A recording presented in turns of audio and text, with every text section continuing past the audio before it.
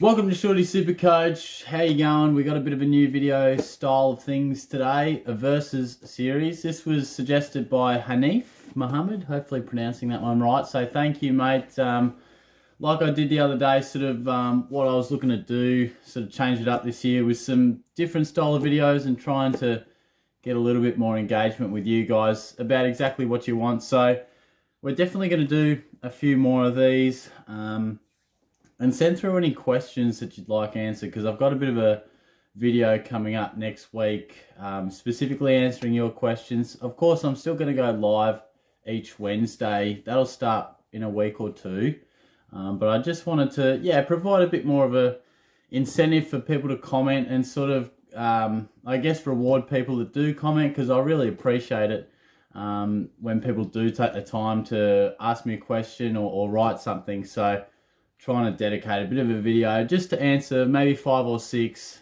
So hey, if you got a question, hopefully I can stumble across yours and use it. And of course, if you've got a versus between a couple of players, or maybe it's these two guys versus these two guys, I'd love you to drop that in the comments as well. But yeah, hopefully you've been enjoying the content that's been rolling through. I've really appreciated all the support you guys are giving me early on, which is awesome. Couple of messages and plenty of comments. It's great, you know. I'm quite enjoying being back into it. SuperCoach is officially open. So yeah, we'll be diving into that laptop quite a few times to scroll through the actual team view. And I'm looking forward to that. But in terms of this video, I'm versing. We got some real lower end mid-price forwards. You've got Coniglio, Rayner and Curnow. So I just wanted to take a bit of a look at that, because I'll tell you what, early on, it really seems as if these guys are pretty juicy value and going to give us a lot to think about. So I just wanted to go through each of them. And then at the end of the video, and you'll probably get a sense of my vibe throughout the video, but at the end, I'll probably give my overall thoughts. And at this early stage, how many I can sort of see popping into our teams. And I'll tell you what, these type of guys, they give you a headache. You know, they're awkwardly priced. They're often coming off an injury because they're at this sort of a price. So there's a lot to think about, but let's dive into it. So Stephen Coniglio, I think he's the most interesting one out of the lot. Now, we get him available at 261k mid forward. Now, that's unheard of for Coniglio. Before I mention his averages, the backstory, if you were living under a rock, is that last year was an utter disaster. Captaincy didn't seem to sit with him super well, and then the injuries just set in too. I think it was ankle and even some toe concerns or something, which was pretty bizarre when I was reading up just before. He was out for a long time. Rounds 1 and 2, he scored 88 and 80, and you just got the sense something was slightly off, and then it went from bad to worse. Round 3, 26, boom, he misses like 15 weeks. Returns later in the year, and it was like, who's this bloke? Is this the same guy that used to run through the midfield, get clearance after clearance, and look pretty damaging? Because this guy's cooked. Who's the old bloke wearing the number 3 for the Giants? He looked awful. He was moving horrifically. He looked shorter. I don't know if you guys felt that at all. I remember looking at him going, this bloke's lost about a foot. He's about 5'2" now. He just was a shadow of himself, playing forward, like a more of a defensive forward role, you know. And he laid a lot of tackles in the finals and that type of thing, but couldn't find a score of any substance to save his life in the last 5 to 8 weeks when he did return. Only managed the 5 games and averaged 60. So it was a genuine disaster, and that's the bad stuff. What's the good stuff? Well, we know that Coniglio, a fit Coniglio, is so much better than that. The Giants changed up their captaincy structure. They've got 3. That's a bit strange, don't get me started on that, but it's got to help him. You know, it didn't seem to sit super well with him. Take the pressure off just a touch. He's 28, so age is no concern. Averages prior to that disaster, 98, 101, 108 was his massive one, 91, 105 and 91. So it should be noted that his body historically hasn't been amazing. You know, 5 games last year, 16, 15, 21 in that career best year, and 7. So he is a guy that finds himself on the injury list pretty often. So last year was no exception. So I think if we do select him, there's clearly that risk that comes with him no matter what. But I think he's just going to play much better footy. You know, this bloke's a midfielder. I know the Giants have a lot running through there. They've even got a bit of a youthful underbelly starting to come through and, you know, vie for those centre bounce attendances. But he's not a medium-sized forward or pressure forward, or, you know, he's just not. So it can be tough when you come back from an injury. You don't have the fitness base and you don't have the time to get it. So he's got the time to get that fitness base now with the pre-season. So I would be flabbergasted if he wasn't back in the Giants engine room, racking up those touches again, laying plenty of tackles that we see him do so often. So he's a massive, massive watch for mine.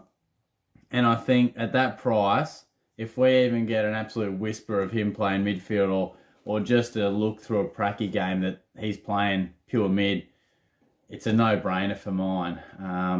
I think you just got to take the punt, even on that body that has been pretty suspect over the journey, that scoring ability. You know, in essence, it says, well, if he's fit and firing and playing midfield, he averages 90 plus. So at that price, the evidence is just too good to refuse.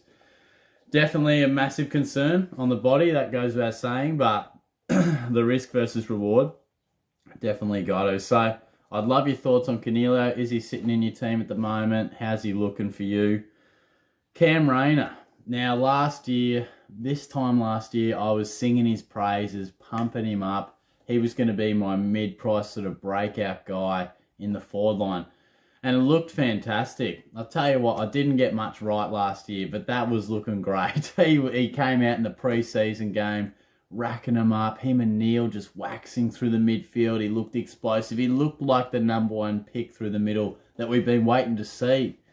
And then it all turned to shit. I was watching it with my Brisbane supporter mate, Watto, and his old man, and he went down with that knee, and it was silence. It was cold in the room. It left me with an empty feeling as well, because footy, you know, SuperCoach aside, this was a young bloke that was about to establish himself on the game, and he was denied that for 12 months. He seems to have made an amazing recovery. In terms of the numbers, you know, he's at 278k, just a forward. But last week in the match simulation, he was looking fantastic. He was, because I guess before that match sim, probably my thought was, he might not just burst back into the midfield. Is he going to be 100% ready? Because coming off a knee, you know, you often see it can affect players differently coming back. They're not always just straight back into it like their former selves. But by all reports, Rayner was one of the best on the field, playing in the middle and looking great. So it's all you got to be wary about those reports sometimes. It's always better to see it with your own eyes, and we'll get a look at that soon enough with some pracky games. But I think if Rayner is up and running through the midfield, it's going to be so hard to say no. You know, he might be a forward now, but he's going to be a mid-forward soon enough. So don't let that dual position or lack of it scare you off, if that, you know, can scare you off, because with the new rules with SuperCoach, he's going to get dual position probably within a month if he's playing midfield. So I really would find it difficult to not pick him. But again, we're going to have to see some pracky games. And you don't want to jam too many mid-prices, even though these guys are right towards the lower end. They're not too much more expensive than your real top-end drafties. So it really gives us something to think about. Should be noted too from that match sim, Zach Bailey playing plenty of midfield time. I think he's, again, a guy that we're thinking at some point is going to really take his game to the next level through the guts. And Lachie Neale was just racking up the pill, as he does when he's fully fit, confident. So that's a really good sign that he's on the right track to being back to the Lachie Neale that we know and love and can lock into our SuperCoach side. So, and finally, Charlie Curnow. Now, he just had the 4 games last year, real knee injury concerns.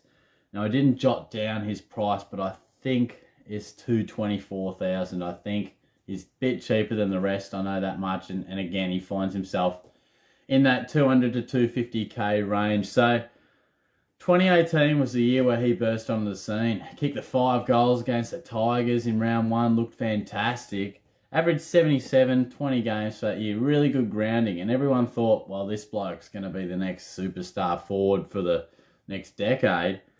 Since then, he's only managed 11 games and 4 games. Injuries have set in, and it's been really sad to watch, really. He came back last year, kicked a long bomb from outside 50, and it warms the hearts. It's great to see, but will he warm the hearts of us in the SuperCoach world? Now, for me, look, I've already praised these 2 guys beforehand, and these are 2 guys that are going to play midfield, you would have to imagine. Curnow is not one of those. He might be the cheapest of the lot, but I'm really not too interested in entertaining him as a selection. I just think, I talk about Coniglio's risk versus reward. I think you've got even more risk in terms of the body, and the reward is not guaranteed. At least you look at Coniglio's numbers, and like I said before, if this bloke's on the field in his rightful position, he's scoring. He just is. Where Curnow, not only do we have to cross our fingers for the body, but you're crossing your fingers as well for him to just score, you know, and you're probably best case scenario getting around 80, like best case scenario. So I think we've got 3 blokes here and they're all in a similar price range. I think Curnow's clearly a number 3. A little bit of Joe Danaher vibes about it from last year. If my memory serves me correct, similar price. And you know, I think we'd probably reflect on Danaher and say it didn't quite work. It probably depends what time you jumped off the Danaher train. Because rounds 1 to 4, 54, 73, 84, 34. If you ain't jumping off then, when are you? But if you did stay faithful to Joey, or just didn't have the trades or had other issues to deal with, he then went 121, 82, 109, 91, 84, 91.